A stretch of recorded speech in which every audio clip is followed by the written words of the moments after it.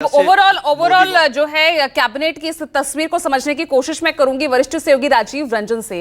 राजीव, आप किस तरह से देख रहे हैं मोदी 3.0 इस कैबिनेट को? क्या वाकई इसे हम एनडीए कैबिनेट कहेंगे? क्योंकि जिस तरह से जब रिजल्ट आया उसके बाद लगातार यही अजम्पशंस थे कि इस बार बैसाखियों के सहारे, सहयोगियों के सहारे होगी। टीडीपी, जेडीयू एक मजबूत स्थिति में कैबिनेट में भी नजर आ सकते हैं, लेकिन एक कैबिनेट और एक एमओएस देकर उन्हें जो है बिठा दिया गया है और कैबिनेट मंत्रालय भी कोई भारी भरकम नहीं दिया गया है। तो जिस तरह की तस्वीर सामने आ रही है और जो बाकी सहयोगी दल हैं, क्या सब सेटिस्फाइड नजर आ रहे हैं या सिर्फ एक यहां पर एक तस्वीर वहां पेश की जा रही है जैसे कि पिछले मोदी 1.0 या मोदी 2.0 कैबिनेट में नजर आई थी? क्योंकि छाप तो वही है, तमाम बीजेपी के वही मंत्री, हाँ जो हटे हैं उनकी जगह फिर से बीजेपी के मंत्रियों को ही यहां पर वापस किया गया है। टीडीपी के हवाले फिर भी नागरिक उड्डयन मंत्रालय आ गया, लेकिन बिहार, जिस तरह तेजस्वी कह रहे हैं कि जिस बिहार ने आपको प्रधानमंत्री बनाने में एक बड़ी अहम भूमिका निभाई, वहां पर झुनझुना थमा दिया गया। महाराष्ट्र में अलग स्वर उठ रहे हैं।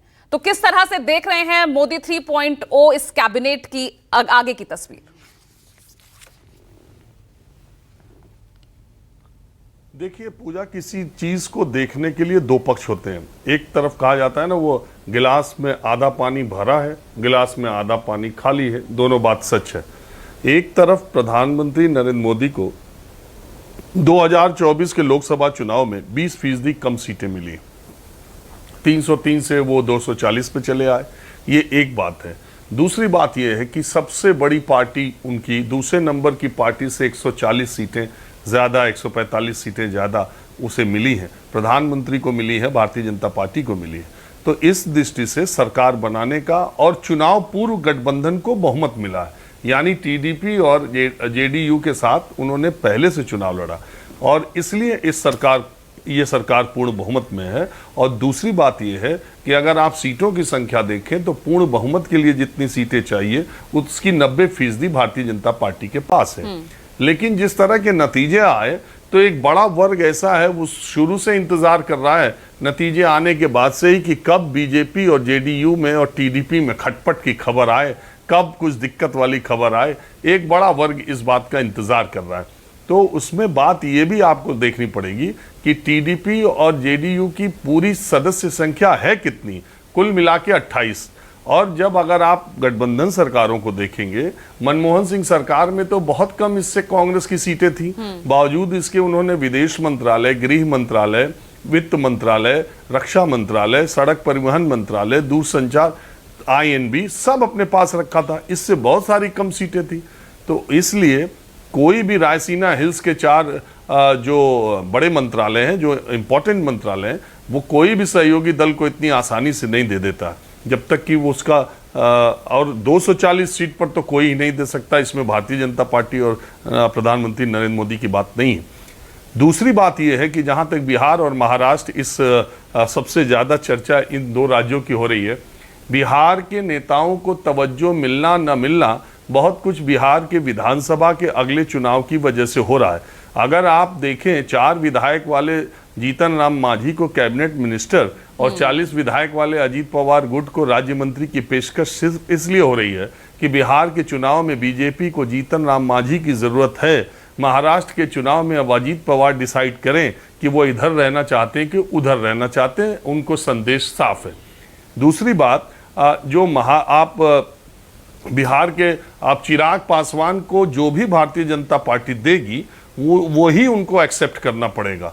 और जेडीयू भी आज जिस मुहाने पर खड़ी है, जब तक वो ये फैसला न कर ले कि उसे विधानसभा चुनाव में किसके साथ जाना है, तब तक जो भी भारतीय जनता पार्टी उसे देगी उसे लेना ही है।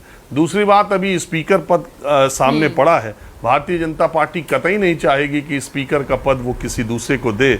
अभी वहाँ पर क्या मामला बनता है, मंत्रालय इतनी बड़ी चीज़ नहीं है। और दूसरी बड़ी बात यह है कि राजनीति इतनी अपरिपक्वता का गेम नहीं है कि अभी चुनाव परिणाम आए और अभी से खटपट और मंत्रालयों को ले करके राजनीतिक दल अपनी नाराजगी दिखाने लगे। अभी सरकार चलेगी 6-8 महीना, साल 2 साल। जो नीतिगत मुद्दे हैं, सरकार के जो फैसले लेने की जब घड़ी आएगी और बड़े फैसले लेने की घड़ी आएगी, तब समझ में आएगा कि कितनी सहमति है और कितना विरोध है। एक बात तो ये, लेकिन आज की चर्चा जो पूजा अधूरी रह जाएगी कल संघ प्रमुख के नागपुर में जी, भाषण का अगर जिक्र न किया जाए। आप सरकार बन गई, संघ प्रमुख मोहन भागवत ने सीधे सीधे प्रधानमंत्री नरेंद्र मोदी और उनकी सरकार को जो संदेश दिया है, उन्होंने कहा है कि ये काम मैंने किया, अगर मैंने ही ज़्यादा चलता है तो ये अहंकार होता है जो कि ठीक नहीं है।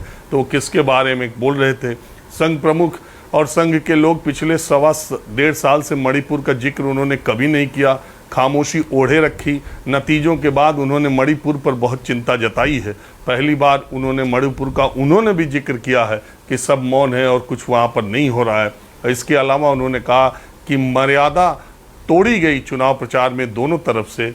उन्होंने ये भी कहा कि राजनीति में जो विरोधी हो उसको विरोधी नहीं प्रतिपक्ष कहना चाहिए और उसका मजबूत होना अपने आप में एक लोकतंत्र का मजबूत संकेत है। तो कल शाम को जो संदेश मोहन भागवत ने बीजेपी को और वर्तमान भारत की सरकार को दिया है वो भी बड़ा इम्पोर्टेंट है, उसकी भी चर्चा आज जरूर होनी चाहिए। तो कुल मिलाकर के जो चुनाव परिणाम आए हैं उसने संघ प्रमुख को भी ये मौका दिया है और सहयोगियों को भी मौका दिया है और विपक्ष को भी मौका दिया है और मीडिया को भी दिया है कि अब इस पर चर्चा होती रहेगी। बिल्कुल।